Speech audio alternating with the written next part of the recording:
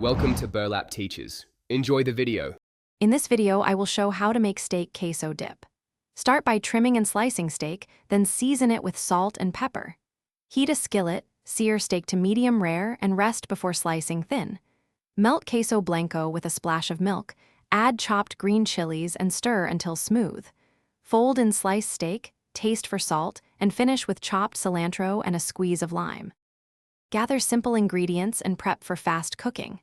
Chop onion and garlic, dice jalapeno, and measure 1 cup queso blanco or Mexican melting cheese.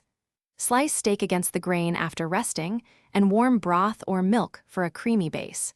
Use a heavy skillet for better sear and scrape fond into the cheese for flavor. Serve with chips or warm tortillas for dipping. Cook efficiently and keep flavors bold. Sear steak in a hot skillet for a good crust, then rest 5 minutes before slicing thin. Sauté onion and garlic in the same pan to capture brown bits, then add chilies and warm milk or broth. Gradually whisk in cheese until glossy and smooth, then fold in steak and adjust seasoning. Garnish with cilantro, pickled onions, or pico for bright contrast. Thanks for watching. Consider subscribing if this video helped you.